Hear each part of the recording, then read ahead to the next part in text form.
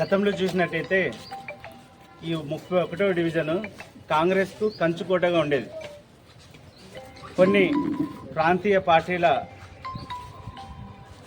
భ్రమలో ఎటువంటి అభివృద్ధి లేకుండా ఈరోజు ప్రజలు గ్రహించినారు కాబట్టి మళ్ళీ సొంత గీటుకి చేరాలనే ఉద్దేశంతో టీడీపీ నుంచి మరియు వైసీపీ నుంచి దాదాపు 150 కుటుంబాలు ఈరోజు కాంగ్రెస్ పార్టీలో చేరడం, అందులో మా అధ్యక్షులు జిల్లా అధ్యక్షులైనటువంటి ఎన్డి విజయజ్యోతి మేడం గారి అధ్యక్షతన ఈరోజు ఆమె చేసే కృషి, ఆమె చేసే కఠినమైన తపస్సు లాంటి ఈ కృషికి ఇదొక నిదర్శనమని ఈరోజు మనం తెలుసుకోవాలా. ఇక్కడ గతంలో చూసినట్టయితే ఇవి ఏదైతే రోడ్లు మనం నిలబడి ఉన్నామో, ఇక్కడ రోడ్లు కానీ కాలువలు కానీ కాంగ్రెస్ హయాంలో వేసిన రోడ్లే 12 సంవత్సరాల ముందు. దాని తర్వాత ఏం అభివృద్ధి లేదు, అన్ని ఇరుకు కాలువలు, ఇరుకు రోడ్లు. కాబట్టి ఈరోజు ఇక్కడ మేడం గారు ఎంత బిజీ ఉన్నప్పటికీ షెడ్యూల్ను క్యాన్సిల్ చేసుకొని వేరే వేరే షెడ్యూల్ను కడపకు ప్రాధాన్యత ఇవ్వాలి. ఎందుకంటే కడప ప్రజలు కూడా కాంగ్రెస్ వైపున మళ్ళేందుకు ఆసక్తి చూపిస్తున్నారనేసి అన్ని షెడ్యూల్ని క్యాన్సిల్ చేసుకుని ఇక్కడ రావడం జరిగింది. ఈరోజు ఇక్కడ సాదిక్ సౌదాగర్ చేరడం జరుగుతుంది పార్టీలో. వాటితో పాటు 150 కుటుంబాలు చేరడం జరుగుతుంది. దీని గురించి మేడం గారికి కాంగ్రెస్ పార్టీ గురించి ఈరోజు జరుగుతున్న కార్యక్రమం గురించి వివరించాలని కోరుకుంటున్నాను. అంటే హిందువులకు, ముస్లింస్కు, క్రైస్తవులకు చుచ్చు పెడతా ఉన్నారు. బయటకు వస్తే ఇప్పుడు మనకంటే ఒక ఏజ్ అయిన తర్వాత అవగాహన ఉంటుంది. యువతకు ఏం అవగాహన ఉంటుంది? వాళ్ళని రెచ్చగొట్టి వాళ్ళని వదులుతూ ఉన్నారు.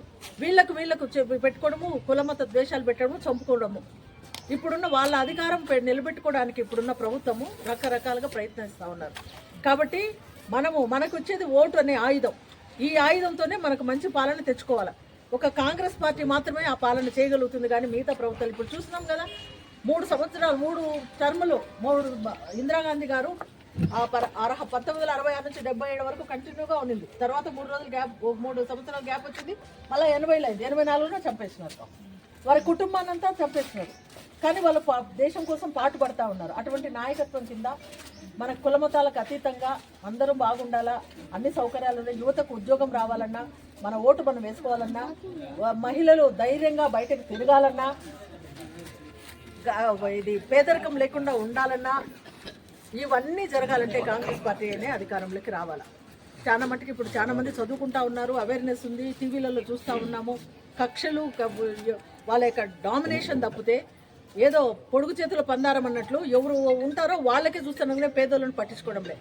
కాబట్టి కాంగ్రెస్ పార్టీ అధికారంలోకి వస్తేనే తప్పకుండా అన్నీ జరుగుతాయి. కాబట్టి రాహుల్ గాంధీ గారు, సోనియా గాంధీ గారు, ప్రియాంక గాంధీ గారు, మన అధ్యక్షుడు ఖర్గే గారు వీళ్ళందరూ పోరాడుతూ ఉన్నారు. ఎవరు ఓట్లు వాళ్ళు వేసుకునేట్టు ఇవ్వండి, ఉపాధి పేదోళ్ళని చూడండి, పేదోళ్ళ బ్రతుకులు ఎట్లా అయిపోతున్నాయి, మీరు స్వార్థంగా ఇది చేయొద్దు అని అటువంటి పోరాటంలోనే మేమంతా పని చేస్తూ ఉన్నాం. మనందరం కలిసికట్టుగా పనిచేస్తాం. ముఖ్యంగా ఇక్కడ ఈ గతంలో అన్నారు వైసీపీ, టీడీపీ అని. ఇప్పుడు మనకేమైంది, పార్టీ కాదు, మనకు పనిచేసే నాయకులు కావాలని మనం ఓట్లు వేసినాం. కానీ కాదు, ఇది కాంగ్రెస్ ద్వారానే అవుతుందని తెలుసుకున్నాం. అవునా కదా చెప్పండి. ఇప్పుడు ఎవరి స్వార్థం కోసం వాళ్ళు వేసినా, ఇప్పుడు గతంలో ఒకసారి చూసుకొని కాంగ్రెస్ పార్టీతోనే ఇది అవుతుంది అని మనం కాంగ్రెస్ పార్టీలో రావాలని నిశ్చయించుకున్నాం. మీరు కూడా వచ్చినారు. తప్పకుండా అన్ని విధాలా సిటీ ప్రెసిడెంట్ గౌస్పీర్ గారు ఉన్నారు ఇక్కడ. ఎందుకంటే ఇక్కడ కొందరు పోరాడుతూ ఉన్నారు నాయకత్వం కోసం. నాయకత్వం కోసం పోరాడడం కాదు, ప్రజల కోసం పోరాడే వాళ్ళు పార్టీకి రావాలా. రాజకీయం అంటే పబ్లిక్, ప్రజల కోసం ఎవరు సేవ చేస్తారో వారికి నాయకత్వం ఉండాలనే పద్ధతిలో ఉంది కాంగ్రెస్ పార్టీ. కాబట్టి సిటీ ప్రెసిడెంట్గా గౌస్పీర్ గారు ఉన్నారు. ఏ సమయంలోనైనా మీకు ఏ అవసరాలు వచ్చినా కూడా ఆయన దృష్టికి తీసుకురండి. ఆయన ద్వారా కాకుండా నా ద్వారా చేయాల్సి ఉన్నట్టే కలెక్టర్ కానీ, తర్వాత ఎస్పీ దగ్గర కానీ, లేకుంటే ఆఫీసులలో కానీ ఎవరి దగ్గరైనా కూడా ముందుంటాం, తప్పకుండా చేస్తాం. మన కోసం పాటుపడి చేసి చనిపోయిన రాజశేఖర రెడ్డి గారి కుమార్తె షర్మిలమ్మ గారు ఇక్కడ పీసీసీ అధ్యక్షురాలుగా ఉంది. ఆమె పేద ప్రజల పక్షాన తప్పకుండా పోరాడతారు. వారి తరఫున మేమంతా, పార్టీ తరఫున మేమంతా పనిచేస్తాం. జిల్లా అధ్యక్షురాలుగా నేను ఇక్కడ ఉన్నాను, సిటీ ప్రెసిడెంట్గా గౌస్పీర్ గారు ఉన్నారు. తప్పకుండా మీ సమస్యలు మీ వార్డులో కావచ్చు, మీకు సంబంధించింది కావచ్చు, కుటుంబ సమస్యలు కావచ్చు, ఏదైనా కూడా ఇదెంత పోరాడేది నాయకులుగా ఉండే వాళ్ళం అవన్నీ చూడడానికి.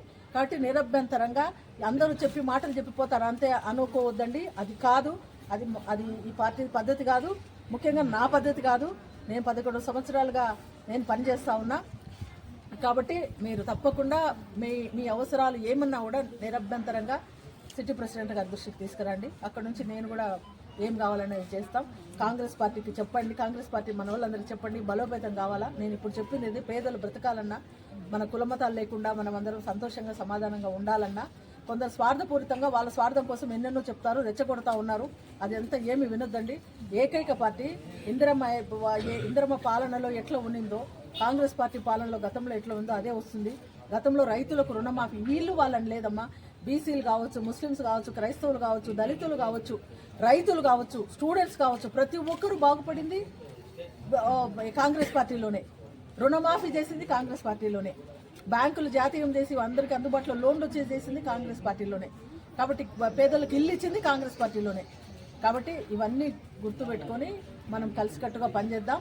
కాంగ్రెస్ పార్టీ బలోపేతం చేసుకుందాం, మన సౌకర్యాలను మనం పొందుకుందాం, మనకు కావాల్సినటువంటి హక్కులను మనం పోరాడుకుందాం. ఎవరి మాటలు వినొద్దు. మరొకసారి మీరందరూ కాంగ్రెస్ పార్టీ కుటుంబంలోకి వచ్చినందుకు మీ అందరికీ మనస్ఫూర్తిగా ధన్యవాదాలు తెలుపుతున్నాను.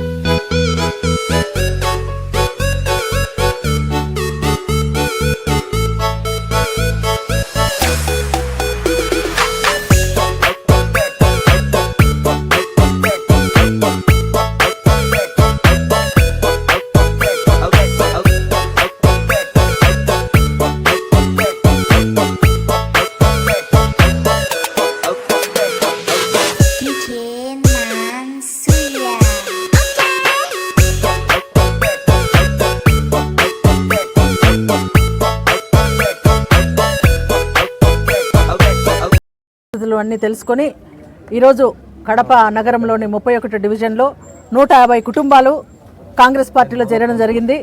గతంలో వీళ్ళు కాంగ్రెస్ పార్టీలో ఉన్నప్పటికీ మధ్యకాలంలో కొందరు వైసీపీ తెలుగుదేశానికి పోయి అంత వాళ్ళ పాలనలు అన్నీ చూసిన తర్వాత మాకు క్షేమం కల్పించేది నిజమైన పార్టీ కాంగ్రెస్ పార్టీ అని గుర్తెరిగి ఇప్పుడు కొత్తగా ఏర్పాటైనటువంటి గౌస్పీర్ గారు సిటీ ప్రెసిడెంట్ గారి యొక్క ఆధ్వర్యంలో ఇక సాదిక్ వాళ్ళ నాయకత్వంలో వాళ్ళందరూ కలిసి 150 కుటుంబాలు కాంగ్రెస్ పార్టీలో చేరడం జరిగింది. చాలా సంతోషంగా ఉంది. ఇదే కాదు, ఇంకా వలసలు ప్రారంభమైనాయి. అందరూ తెలుసుకుంటా ఉన్నారు కాంగ్రెస్ పార్టీ పాలనే కరెక్ట్ పాలన అని చెప్పేసి. కాబట్టి ప్రతి ఒక్కరూ కాంగ్రెస్ పార్టీని సహకరించి తప్పకుండా వచ్చేటప్పుడు వచ్చే కాలంలో కాంగ్రెస్ పార్టీ నగరంలో కడప నగరంలో కాంగ్రెస్ పార్టీ జెండా ఎగరవేస్తామని ఇప్పుడున్నటువంటి పరిస్థితులన్నీ ప్రజల దృష్టికి మేము తీసుకుపోతా ఉన్నాం. ఇప్పుడు ఉపాధి హామీ పథకం నుంచి తొలగించడం ఒకటి, ఓట్లు వేసుకోకుండా చేయడం ఒకటి, చాలా ప్రజలకు మత సామరస్యం లేకుండా కలహాలు పెట్టడం ఒకటి, ప్రతి ఒక్కటి ఏ విషయంలో చూసినా కూడా ఇప్పుడున్న ప్రభుత్వం పూర్తిగా ఫెయిల్యూర్ అయింది. రాబోయే కాలంలో కాంగ్రెస్ పార్టీ రాహుల్ గాంధీ గారి నాయకత్వంలో ఈ భారతదేశము ముందుకు పోతుందని మేము ఆశిస్తూ ఉన్నాం. తప్పకుండా జరుగుతుంది. ఈ రాష్ట్రంలో దివంగత నేత వైఎస్ రాజశేఖర రెడ్డి గారి కుమార్తె షర్మిలారెడ్డి గారి యొక్క నాయకత్వంలో తప్పకుండా కాంగ్రెస్ పార్టీ జెండా ఎగురుతుంది. పేదల పక్షాన కాంగ్రెస్ పార్టీ పనిచేస్తుంది, ఇక్కడున్న నాయకత్వం అంతా పనిచేస్తుంది. కాబట్టి ఇప్పుడు ఈరోజు చాలా సంతోషంగా ఉంది. ఈ రకంగానే వలసలు తప్పకుండా ప్రారంభమవుతాయి. రాబోయే కాలంలో కాంగ్రెస్ పార్టీ జెండా ఎగురుతుంది. రాబోయే మేడం గారు district president ND Vijayajyothi madam గారు చెప్పినారు, అందరి పాలన చూసేసినారు.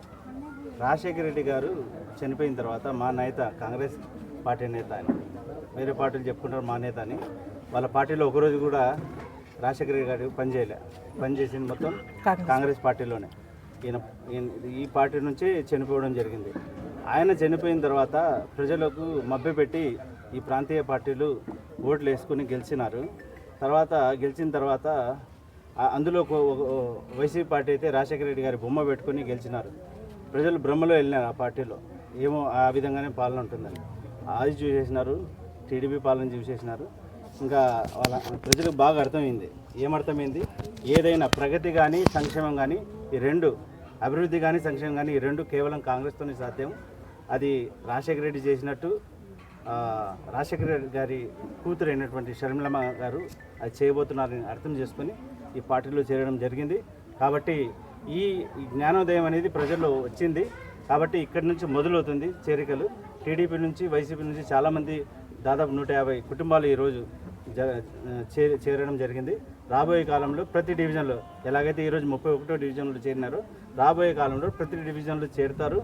కనీసం 30 డివిజన్లు కనీసం చెప్తున్నాను నేను, దాని పై మాటే కనీసం 30 డివిజన్లు 50 డివిజన్లలో 30 డివిజన్లు కాంగ్రెస్ కైవసం చేసుకోవడం జరుగుతుంది. మా జిల్లా అధ్యక్షులు దీనికోసం పట్టు బిగించి ఈ ప్రతిరోజు దాదాపు కడపకు ట్రావెల్ చేస్తున్నారు. 100 కిలోమీటర్ ట్రావెల్ చేసి వస్తున్నారు. కాబట్టి రాబోయే కాలంలో కాంగ్రెస్ మేయర్ ఖచ్చితంగా కడపలో వస్తారు. దానికి ఎవరు ఆశ్చర్యపోవనవసరం లేదు. ఇంకా రాబోయే కాలంలో కడప నుంచే మన రాష్ట్రంలో మా కాంగ్రెస్ జెండా నాటడం జరుగుతుంది. కాబట్టి ప్రజలు తెలుసుకుంటున్నారు, అయ్యా ఈ కార్పొరేషన్ అంటే లోకల్లో మనకు ముఖాలు తెలిసిన వాళ్ళు ఉన్నారు, వైసీపీ టీడీపీ వాళ్ళు, వాళ్ళకి వేస్తే మేలేమో అని ఇది వరకు ఆలోచించేవాళ్ళు.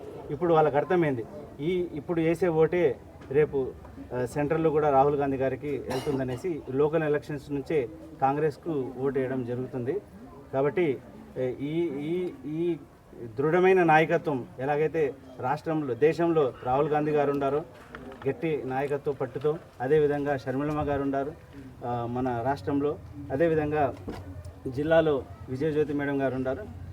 ఆ బాటలోనే వాళ్ళ మార్గదర్శకాల్లోనే నేను కూడా గట్టిగా ఇక్కడ పోటీ ఇచ్చి ఖచ్చితంగా కైవసం చేసుకుంటాం కార్పొరేషన్ను రాబోయే ఎలక్షన్లో. Thank you. అభివృద్ధి కనుక్కొని చాలా ఏళ్ళ నుంచి నేను పనిచేస్తున్నాను కాంగ్రెస్ పార్టీలో. ఇంతకుముందు కొద్దిగా వేరే పార్టీలో కూడా పనిచేశాను. కానీ ఇప్పుడు ప్రస్తుతం కాంగ్రెస్ పార్టీ ఎలా మాకు రాహుల్ గాంధీ గారు వస్తే ఎన్ని సంక్షేమ పథకాలు వస్తాయో, ఎన్ని మేలు జరుగుతుందో ప్రజలకంతా తెలుసుకున్న తర్వాత కట్టుదిద్దంగా నేను కాంగ్రెస్ పార్టీలో చేరాను. నాతో పాటు ఇంకా వేరే వాళ్ళను కూడా చేర్పిస్తాను కూడా. ఇంకా